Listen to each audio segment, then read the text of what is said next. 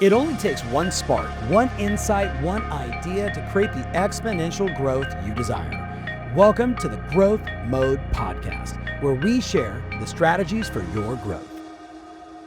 All right, welcome back to another episode of Growth Mode. I'm incredibly excited about today's session because I'm going to give you guys a little bit of a sneak peek into what we're going to be covering. This may be the most practical session we've ever covered on the topic of using AI in your marketing with a proven case study. I'm joined by my partner in crime, Chris Smith. If you guys don't know Chris Smith, he is the author of The Conversion Code, co-author of Exactly What to Say for Real Estate Agents. Him and I had started the #1 marketing agency in real estate. We sold it. We started a new business called Beacon. You guys probably seen us on social media talking about that business. And Chris has been someone who I have always look to when it comes to what is the latest, greatest, newest technology that's worth paying attention to. People don't know this, Chris. They probably forget it. But you created a blog a lifetime ago called Tech Savvy Agent, which was actually the gold standard for tech reviews in real estate on M News. And you were also the guy, because I'm going to give you your flowers now, Chris. You were also the guy when ChatGPT originally came out. People forget this because it's obvious now in retrospect. But we were coming on the back of the crypto hype, the NFT hype, the blockchain hype, Web3 hype. So we were all kind of hyped out at that point. So when obviously ChatGPT rolled out, yes, it looked impressive, but we were all a little bit fatigued. And I watched a webinar you did that you sent to me where you kind of walk through how you were using it in a really pragmatic way. And like that, the light bulb went off and I instantly threw myself into this space. So Chris, welcome to the Growth Mode. It's great to have you on the show. Why don't we kick things off, man, and give me maybe a perspective, if you could, on when you look at AI and AI's impact on marketing, and you look at how it's affected the way that you operate your marketing, the way that you've been coaching people how to operate their marketing, like what jumps out to you in terms of what you think people should know about AI and the role it plays in marketing? I think it's really insightful to say people have their guard up, with new stuff. And you're right, NFTs and crypto and Web3 was a flop as far as practical use cases for real estate agents, marketing, sales. Like Proppy's doing cool stuff and it makes a lot of the processes faster, but overall it was a hype cycle. And so the question of what am I doing, it really becomes what am I not doing? And I know that you've struggled with this. I think everybody listening and watching struggles with this. It's so daunting to try to come up with content every single. Now, if you're just sharing your personal life on Facebook, it ain't that hard. Take a picture of your dinner and tag the restaurant. But when you're trying to build a brand, build a business, build your personal brand, when you're trying to turn your personal brand into revenue for a company, I always felt like I could never find my thing.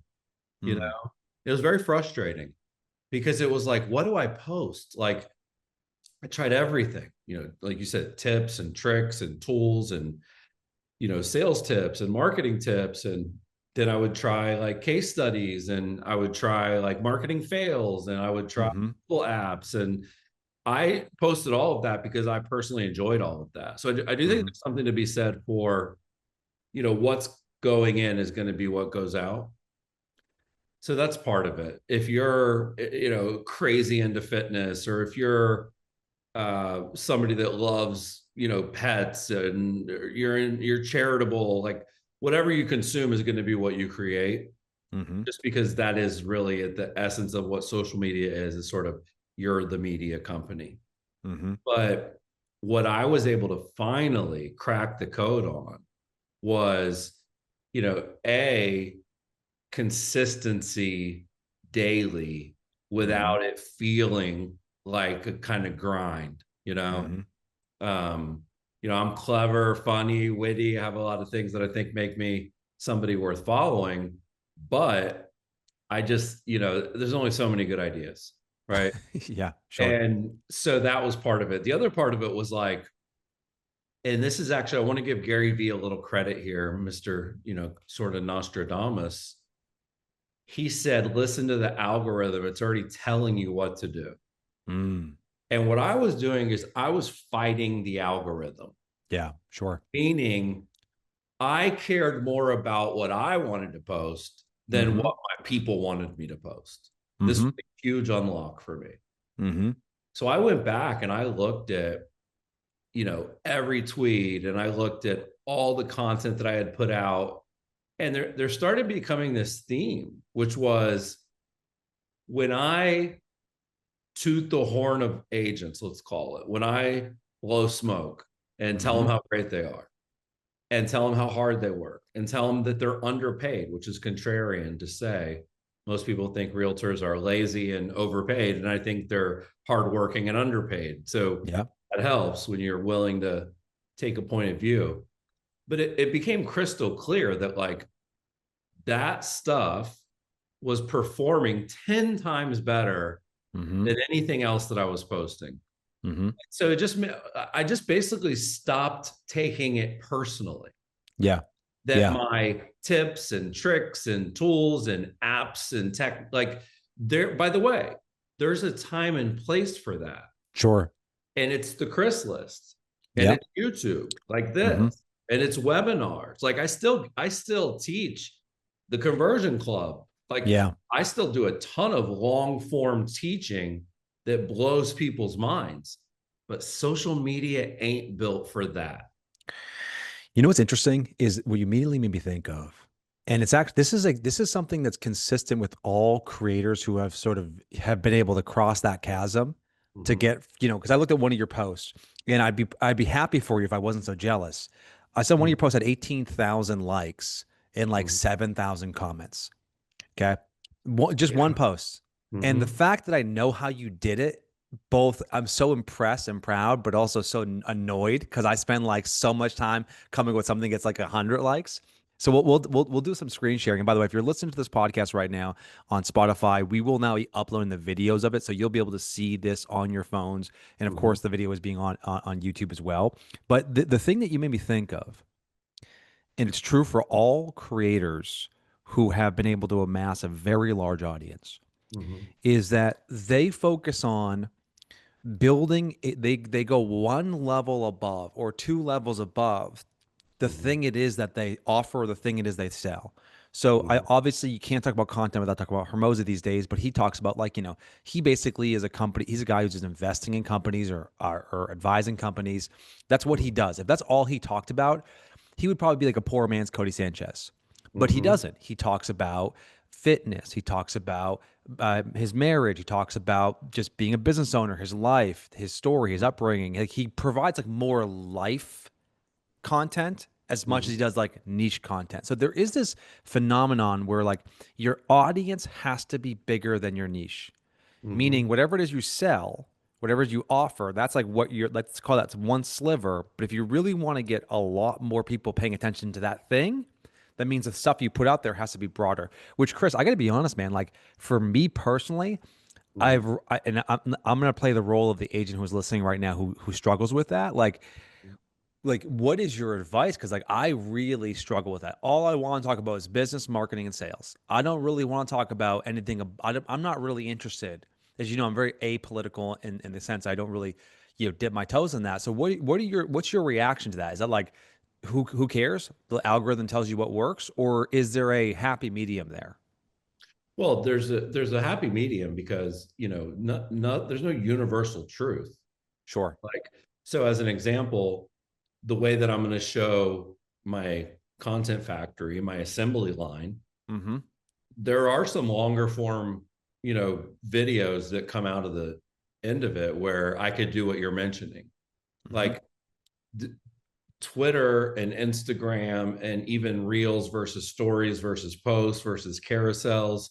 Yeah. They all have kind of a unique cadence. So what I've really cracked the code on is top of the funnel stuff that gets crazy engagement, Yeah. especially compared to the size of my following. Like you said, I have 18,000 likes. I only have 35,000 followers. Yeah. Like half my audience is liking my stuff and sharing it. But I'm going to give you something to think a lot about with your content, which is, do you have an opinion? Mm. You know, are you willing to take a little bit of an opinion, Mm-hmm. and whether that's saying something's awesome or something's terrible, Yeah. anything in the middle flops. Yeah. So, when I think about like you want to talk about business and marketing and sales, so do I, and I am. Mm-hmm. But I'm talking about it the way my audience thinks about it, not the way I think about it. Now, Yeah. could I be more self-serving? Yeah, I do it all the time. Mm-hmm. I really do. But I think you have to understand the platform that you're going after.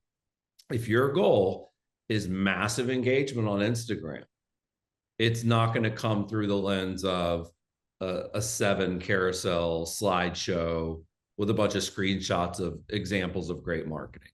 So Yeah. really, it's about having an opinion. When I think about agents, because I think about this a lot, like how can Sure. they crack the same code that I've cracked, which is I basically am like the point guard throwing the alley oop, Mm-hmm. and the agent, my audience, comes in and grabs it and dunks it. Mm-hmm. I'm setting them up. This is Yeah. something that was really an unlock, was like, what can I create that will be so valuable for them to share? So think about this. I bet this will actually give you a little bit of an epiphany. Isn't my goal to help agents do great marketing? Mm-hmm.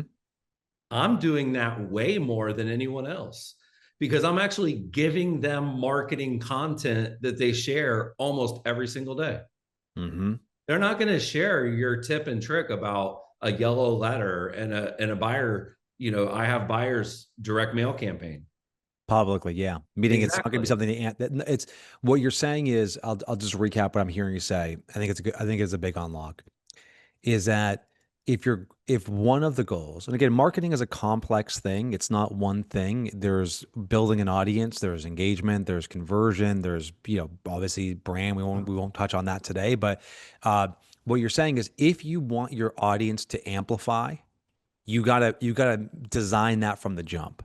Mhm. Meaning that if and again, that's some of us like the person that we're reaching is maybe that amplifying is not the goal, but like if you want to amplify it, you have to think about that, which is what you've done. So Mhm. today, let's transition because I think we could spend an hour on this topic, and I think people are really going to enjoy that sort of just like high level overview. But we got some meat on the bone today. We're going to be Mhm. covering your AI content factory, and Yeah. this is where I think it's going to be everyone who watches this. This is where you're going to hit pause, Mhm. get your pen and paper, come Yeah. back to the screen, because when you see what Chris has been able to configure and build, Mhm. and again, the results are the results. Just go to his Facebook page, business page, go to his Instagram profile. You see, many of you probably watch this already know like some of the things he's been putting out there, but the Mhm. how behind the scenes is really where the magic is. So, Chris, why don't you kind of give us the breakdown here and just walk us through, over sort of the next 20 minutes here, and I'll interject with questions, but walk us through sort of what the factory looks like, and then talk through kind of, I guess, the key takeaways as we go through each one of these sections. Yeah. The goal is quantity and quality. Because, like, I'll give you an example, Jimmy. You're really good on the quality side. You're Mm-hmm. terrible on the quantity side. But Mm-hmm. what do you always get mad at everybody a curator about? We're not posting enough, you Well, know? first off, you got mad too, to be clear, Yeah, for the no. record. What did we get mad at, right? Yes. So Yes. for me, it's like that is really the mecca is AI helping Yeah. you do both. So the quality Yep. is a big part of it, but the quantity is where I think a lot of people struggle. And if you look at the kind of subheadline, one person, 4 custom GPTs, infinite output. My work Mm-hmm. was a factory, not a one off process. The AI doesn't replace me, it scales me. So I want to be really clear. When I set out to do this, it was very purposeful. Like I sat down and said, I'm going to build a factory, I'm going to build a flywheel. I'm tired of the day to day grind and the hamster wheel that I'm in. I want to Mm-hmm. break free.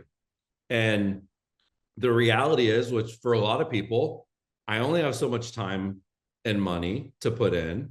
Mm-hmm. There are so many platforms that you're trying to post on, and you're trying to kind of make it relevant to each one. And there's also like, I believe we've entered an era where there's no such thing as a marketing person. Mm. I would never hire another marketing person again, because each platform is so nuanced and so specific that you need experts per channel. So it's hard enough to afford one marketing person. How are you going to hire a TikTok expert and a LinkedIn expert and a vertical video expert and an email marketing expert, right? Mm-hmm. So that I think is really important, is sort of just being self-aware. Like, you might be great at marketing, but you're not great at all marketing. You're not Mm-hmm. great at every platform, because no one is. It's Mm-hmm. virtually impossible without a big team of smart people. So the way that I've been able to do that is, and this is something that I want you to do, Jimmy, I want everybody listening to do, is I want you to create custom GPTs, which I'll show in a second. It's not just a marketing AI. That is way too high level. It needs to be A, specific to your brand, your business, and or B, to a channel, right? Mm-hmm. So not everybody's going to do what I'm going to teach right now, because you have to upload your own content. It takes a little bit of time, but every single person watching and listening can use custom GPTs that are amazing, that are platform and channel specific. So Mm-hmm. you never, because a lot of people, Jimmy, I was asking this on a call the other day, how many of you don't have any content to give the GPT? Mm-hmm. Like, all of us. They don't Yeah. have a YouTube channel with 1,000 videos. They haven't written 4 books. You know, they don't have 35,000 tweets. Mm-hmm. Like, you can't customize the AI if you don't have any content that you put out. This is part of the reason why the people that have been creating forever are winning, because they actually are able to train it and they really make it, themselves. Could I So, just pause real quick on that yeah. topic, which is around, because it's a great call out. In the event that you don't have any content to feed the GPT, Mm-hmm. would it be an outrageous idea to identify the creators that you follow the most, that you admire the most, and to leverage the content they've been producing as a means of inspiration for the GPT? Yeah, you're getting ahead of me, but yes, you Okay. should go to the most popular YouTube channel in Orlando. Mm-hmm. Like, Ken Pozek, our buddy, has the Orlando Reel. Yep. He's been creating a ton of content. Go to his channel, sort it by most popular. Mm. Go to his 5 most popular YouTube videos, copy the transcript, feed it into the AI. Mm. See what I'm Okay. saying? Especially if you're Yep. not in the same city as him. I went and looked at Tom Ferry's stuff. Yep. I went and sorted Tom's content by the most liked ever. Mm-hmm. I trained it on that. So you Yep. can train it on your stuff, but you can just train it on your industry, your market. Like you said, the people you admire. Yeah. Yeah. Like, I would honestly, like, this is very meta, but like, I would train it on my stuff. If I was a realtor, I would take all of Chris Smith's Sure. top 100 tweets and say, this stuff resonates with the real estate community and with consumers, good, bad, or Mm-hmm. other, right? So yes, you should train it on the best stuff possible. Yeah. So I I love would that. do things like keyword searches, especially on YouTube, Mm-hmm. like best realtor in blank, top home sellers in, like, so yes, you can use other people's stuff, and you're not like stealing it. You're training your AI to learn from the stuff that does really well. Like, I didn't feed it my bottom 1,000 tweets. I fed it Yeah. my top 1,000 tweets. You know what I mean? What's interesting to me, and I don't want to jump ahead here, but I would just to put a finer point on what you said there. Mm-hmm. As you said that, the thought that goes in my mind, if I'm an agent listening to this right now, I'm looking at, like, I may look at Susie Orman, I may look at Dave Ramsey, I Mm-hmm. may look at some of these OGs who've garnered outsized attention, and I may not agree with what they say, but Mm-hmm. the way in which they say it and how they communicate is part of the reason why, if not the reason why, they've been so massively successful building these large audiences. Additionally, I would push people to think outside of the real estate industry, and whether it's financial or life advice, like a Mel Robbins, like, like a Tony Robbins, like a Zig Ziglar type, right? Find these old videos, these people who are world-class communicators. I mean, that's a really good idea, which is find maybe the people who communicate about your industry the most, and then some of the just general practitioners who are maybe just great communicators to feed into your GPT. That might Yeah, be and going let too me give far, you Chris, another but pro like, tip here, Jimmy. This is yeah, go something ahead. nobody knows. Your favorite books and authors are already inside of ChatGPT. Mm, So if somebody goes to ChatGPT right now, yep. they have no idea who I am, and they say, "Hey, help me write an email to convert leads based on the conversion code by Chris Smith." Yep. It knows how to do that. We Sure. did this for David Ogilvy. Yep. We did this for Hermosi. We did this for Russell Brunson. I did all that. You didn't do it, but I did it. And I Yep. basically used Donald Miller, Story Brand. Like, how would Donald Miller, author of Story Brand, Yep. write a client success story? So I'm not sure people realize, like, every book, every framework. I don't know all the frameworks. I more like create the 5 yeses, digging deep. Like, I have my own frameworks. Sure. I know AIDA, attention, Mm-hmm. interest, decision. Like, all your favorite psychology frameworks are in there Yep. in ChatGPT. So you can use those in addition to using specific content creators. So I have 4 GPTs that I lean on heavily. One is literally for helping me find great content for my newsletter. And Mm-hmm. my newsletter is very good, very popular. But what I've found is that if you try to create a GPT that's job is to find and then summarize and then make it sound like you, Mm-hmm. it's too many jobs. This is why I go back to specialist. My favorite GPT is my newsletter link curator GPT. Mm-hmm. Literally, each section in my newsletter has a pre-made prompt. Mm-hmm. So the first one is wild marketing, sales, real estate, tech stories. And the way I trained that one is I said that someone would have to tap someone on the shoulder and tell them about as soon as they read it. Mm. And you get the Chris list. Yep. That's the point of that first section. Okay. How much of the Chris Yep. list right now is obviously there's a human being that's involved in the editing part, but how much of the research right now is AI versus a human? Is it 100% AI and 0% human, or is it 80-20? What does that look like today? Because the Chris list is, one of my favorite newsletters I read every week because it's always got something interesting in it. So Mhm. like how much of it is AI versus human being involved there? It's probably, well, I'm the one running the prompts. I'm the one that created the GPT. So Sure. part of me wants to say it's very human because a human built the system that does it. But if you're talking about just purely where do you get the links that you find that you then summarize and put in your newsletter, 90% AI. Wow. And the 10% is me with my notes app, just saving stuff I see throughout the week. Yeah. And So like I if we were saw the flashback, Robinhood announcement yep. that they're getting into mortgages, and that if you're a Robinhood Gold, you get 0.75% lower interest rate. Mm. Like, when I saw that on Twitter, I was like, oh, every realtor needs to know about this. It's Mm-hmm. $50 a month for Robinhood Gold.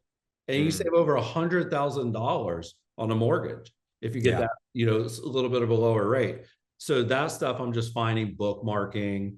I use Mm-hmm. Bookmark, I use Save, I use my AnyDo. I love my Any.do, my favorite note-taking app. Um, Yep. but most of it is there are complex prompts per section Mm-hmm. that go find me stuff. So I have C as content, H is how to, R is research, I is inspiration. So each of those sections of the newsletter has a different prompt. But let me give people a couple of best practices on your prompts. Mm-hmm. This is some of the language you're going to want to use. Accurate, reliable, verified sources with working links. Mm. If you do not have a link that you click and open and it opens right, until you until you get to the source and see the article, you can never use it. That's what they call hallucination, Jimmy. It will make stuff up. It made up 3 things this morning, you know? And I'm like, I know now. I'm like, this is not real. That is fake. Oh, you got me. Oh, you got me. Sorry, I made up the last names. I'm like, yeah, I know you did. So that would be one best practice. The other one is from the last 60 days.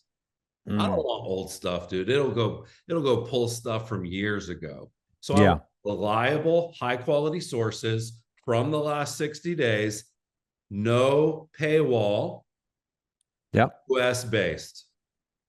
That little bit of language gets rid of like a ton of crap. And then I'm jumping ahead a little bit, but since we're on the topic, when I get that link to that source, and when I go look at the article and read through it and decide I want to include it, I don't go back to the GPT and say, hey, here's the link, summarize this one for the how-to section.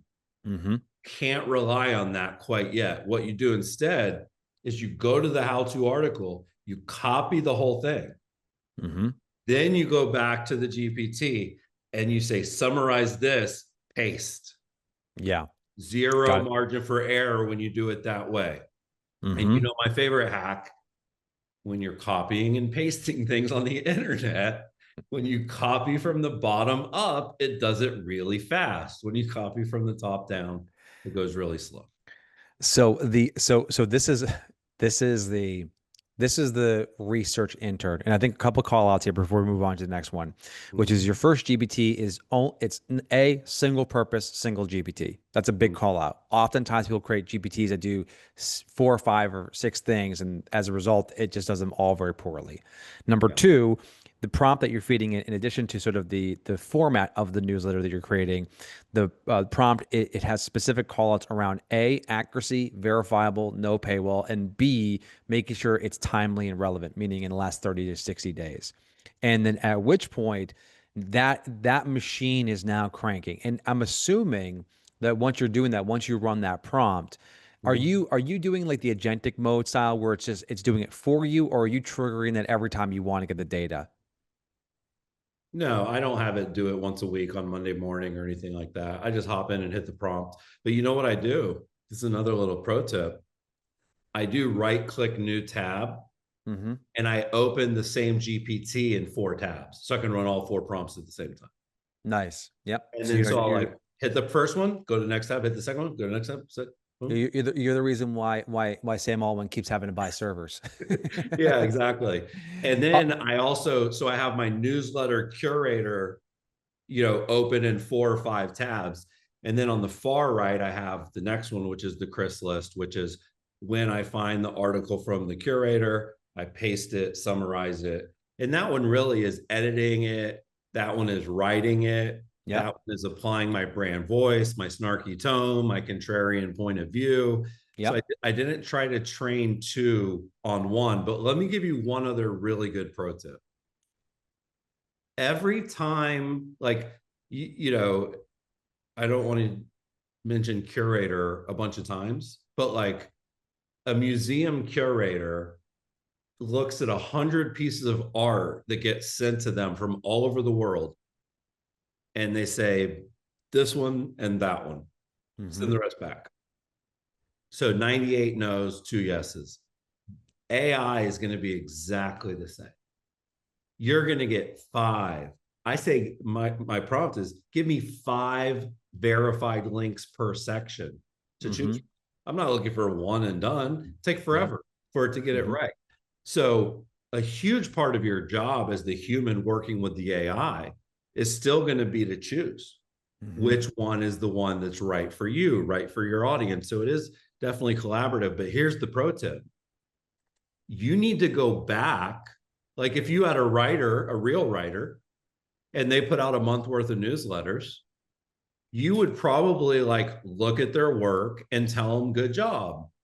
Hey, I really like this. Oh, that was interesting. Well, I do the same thing with the AI. I go back to it and I say, hey, I just want to give you a heads up. Out of all the suggestions that you've given me recently, here's my last 4 newsletters so that you can see the ones that I actually used. Mm-hmm. And it's always like, oh, that's really helpful. Thank you. That really helps me a lot. Know what to give you in the future. So Yeah, I I do love that that. with the chrysalis. Mm-hmm.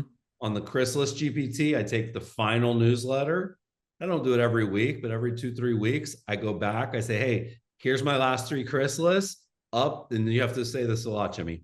Update the GPT accordingly.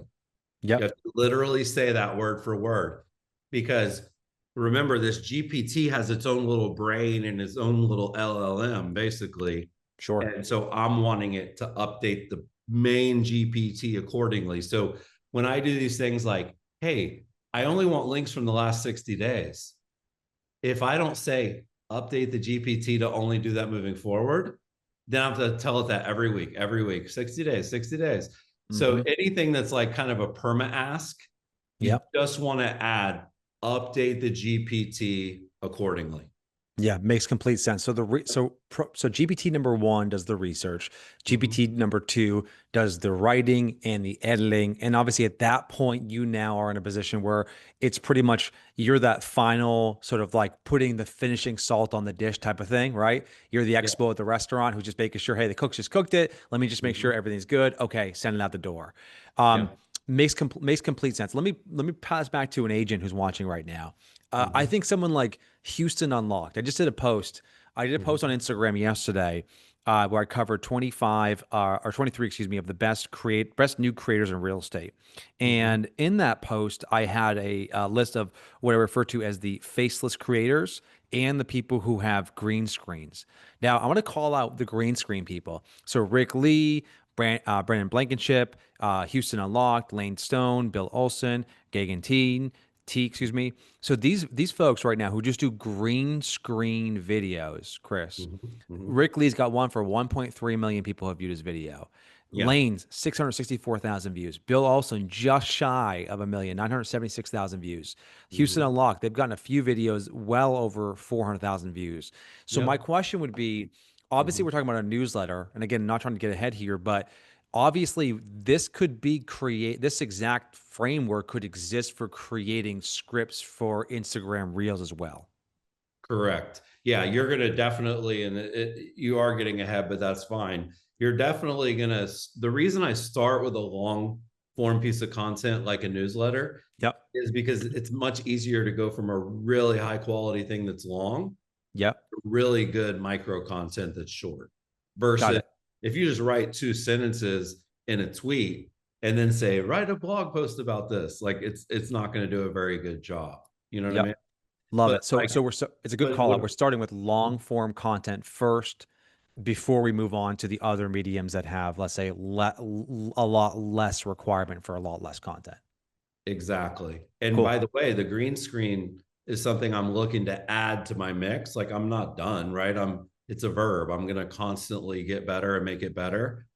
Every article that I include in my newsletter, I should be doing a green screen about it because Yeah. it's a different way to talk about it on social. I already did the hard work of choosing all Mm-hmm. of these really good articles.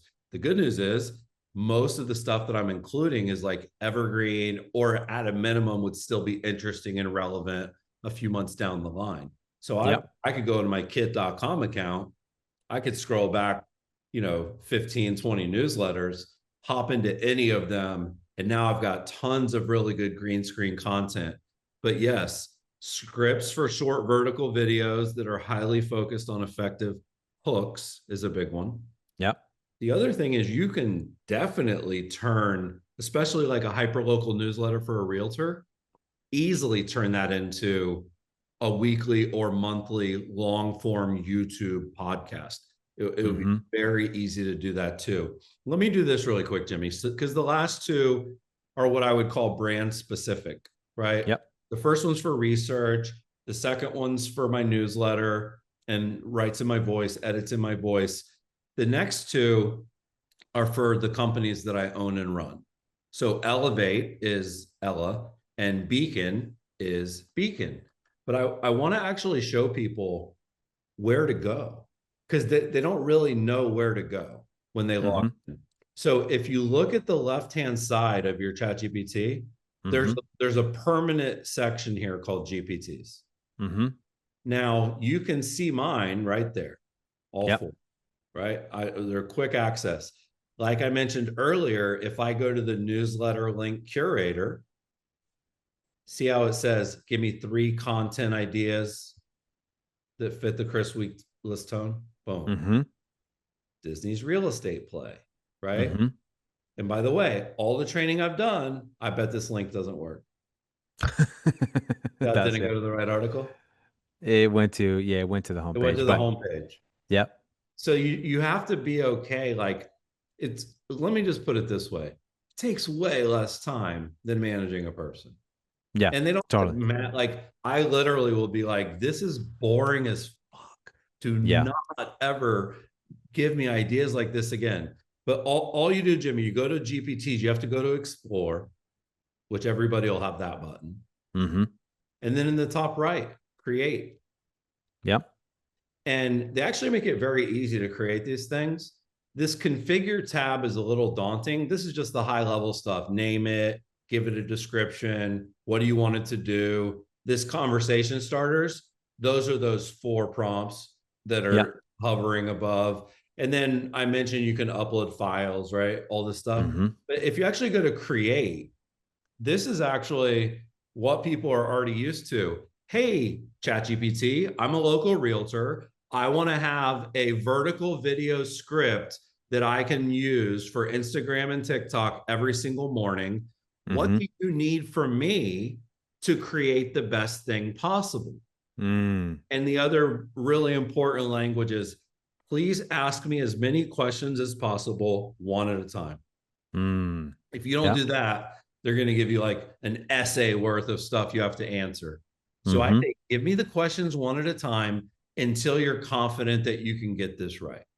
That's a big part of it. So you have your configure. This is where you would choose the model. You can check off these boxes. But let me show you what it looks like inside of one of yours. So once you have GPTs right there, my GPTs, and I'm going to go into the Beacon one, Beacon AI. Okay. And then I'll just hit edit so you can see the back end. So this is that page we were just on, but you can see the instructions I've given it. But this is really where the gold happens. It has my brand guidelines. It has the document with 50 of my testimonials and reviews. It has the Beacon personality guide, the Beacon vision and mission. I took a transcript from an 1.5-hour training we did. All the marketing campaigns I created. I took an onboarding call that we did, and I took the Beacon strategy doc, and I gave all of that to the GPT. That is how you make it yours. That's how you get it to sound like you. Now, if you don't have these documents, you can also have a chat with AI, just the regular chat GPT, to build them. But you can see here, this is my pre-written one. It's right here. Use the testimonials doc to grab me one I can post right now. So I can literally go in at any time, hit that button, and it'll grab me from the actual list, Katie, Lucy. See that? Hey, you could post it with a caption like this. Would you like me to format it for a certain platform? You know what I wish Jason Pantana was on this pod, because I'm sure he'd be able to add a ton of color commentary, but also share some other insight as well. But the thing that I know that people are going to love about this is that the people who listen to Growth Mode are the most successful agents in the industry. We get lots of people reaching out to us, DMing us on social media, sending us emails, thanking us for doing this new pod. And I'll tell you right now, if I'm watching this, Chris, let's say I'm our buddy Tim Smith who's watching this. Tim Smith ain't gonna do this. You know who's gonna do this, right? Alex, right? Like one of the admins. Like Tim's gonna say, "Listen, this is the future, folks. If your marketing people who are responsible for doing your marketing or supporting the team in the marketing, or at least have their fingers or hands in marketing, isn't doing this, isn't leveraging this." It isn't about like they're going to get left behind. It's just they're making everyone's job so much harder. is the initial thought that I have here. It's going to be given the choice, Chris. It's slower and harder, or faster and better. Like those are that's sort of the options we're looking at right now. So when I see all of this, I'm instantly saying to myself, man, I'm gonna get Bethany right up on this. I'm gonna get her dialed in on this to help us with the listing leads plan, help us with, Jimmy's Amen. brand, helping Help us with. herself, by the way. I'm sorry. It's helping herself. 100%. I mean, Yeah. 100%. We're always like, And we're this is like, what I would say, like, the first year and a half of all this AI stuff has been about prompts. Gotta have a good prompt. Here's a good prompt. What makes a good prompt? Be specific. Like, okay, output, where do you want it? Tone, personality. Like, that was V1. This is V2. yeah, V2 is apply that for your own selfish purposes. And you can come back at any time and you can actually change these. Like, this is one I think you'll appreciate. I'll pull it up. This is another one. And these are, you can apply these to any business, any realtor, any team. But like, think about support. We're only talking about marketing. Beacon is a customer service tool. You can use it to do marketing. But look at this one.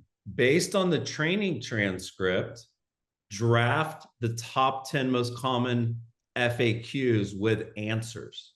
yeah, So imagine doing this about your city, about your neighborhoods. Like, what are the most common questions people ask about Avalon Park?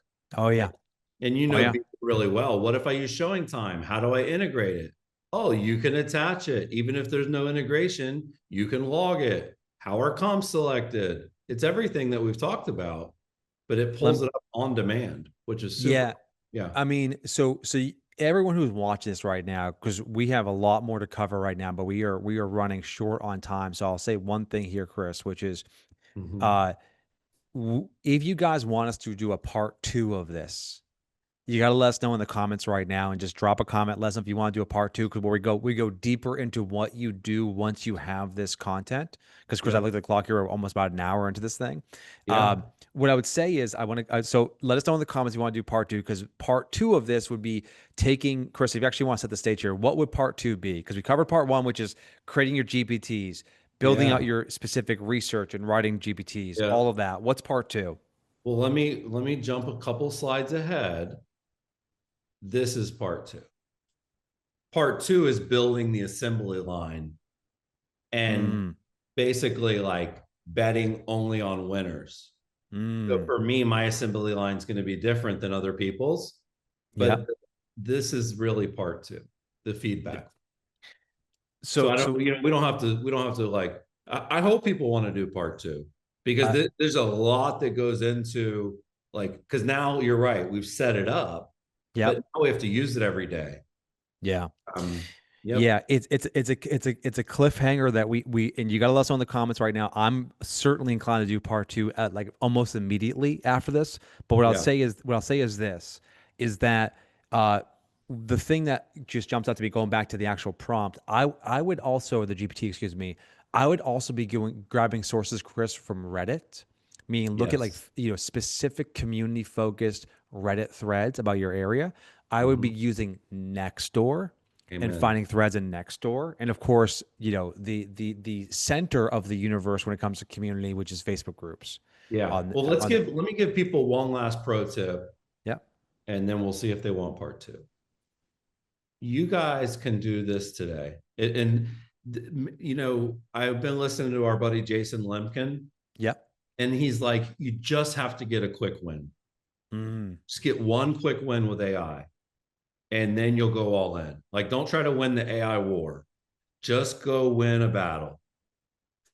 And so what I want every single person listening to this to do is very simple. I want you to go copy and paste all of your reviews, and I want you to create a review AI. And that review AI is going to be able to, like mine, I showed, right? Hey, give me a real review that I can promote today. But the other thing that it'll do is it'll kill a bunch of birds with one stone. What does our buddy Jeff Bezos say? Your brand is what people say about you when you're not in the room. You're not in the room when they write these reviews, right? So the ability to train an AI to write stuff for you that's like truly about who you are and what you stand for, your customers already did it for you. You just got to go copy them all, put them in a doc, upload the doc, and then now you have a minimum, the Figueroa team review AI. And that can write marketing copy, that can write sales scripts, that can write referral requests, that can write review request templates, right? So that's a quick win everybody can do. Go to your Google business page. I know Pantana is big on, Google My Business. Go to your Zillow, get every review you have, feed that into the AI, and just start with that. Yeah. And then the pro tip on the screen is at the bottom, tasks. Okay. Tasks in ChatGPT, I don't even know if you're using this, Jimmy, but if I go to my inbox really quick, if I search OpenAI, you're going to see in my inbox, they're sending me this stuff. See that where it says task update, fresh tweet ideas for buyers and sellers. So that is called a ChatGPT task. Yep. Now I don't even have to remember to log in. It actually just emails me this like monster list every single morning. And then I go in and I curate and I choose from that list. Yeah, that's a brilliant pro tip. The ability, I think you're absolutely right, which is getting your feet wet with a quick and easy win, something that's fairly straightforward to do, fairly easy to do, but instantly valuable. So I love the idea of using your testimonials to create all the different marketing assets and tools you need to get more referrals, more reviews, all the things that we know we love. But also that task tip is a big one, which is get it in your inbox, which is a tool that all of us unfortunately still use every day, is our email inbox. So on that note, everyone, I know there's a lot of material we covered today. I literally have one of these fancy little remarkable tablets here, and I could scroll up, I'm taking like a couple scrolls worth of notes here. I'm super inspired by this, Chris.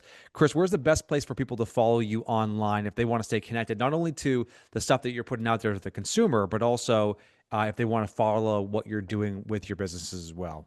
Yeah, the best two things would be Instagram, Chris_SMTH, Chris_SMTH. And then if you go to thechrislist.com, that actually is my email newsletter, comes every Tuesday at 2 p.m. And then, of course, we're working together on Beacon. Anybody that wants to try Beacon, which is AI-powered seller reports that take minutes, not hours to build, you can go and get a free trial at buildyourbeacon.com. All right, Chris. Growth Mode airs every Tuesday. You can subscribe to us on Spotify. You can subscribe to us on YouTube. Chris, thank you so much for being on today's show. And I guarantee you cannot wait for people to come back and say, we got to do part 2, my friend.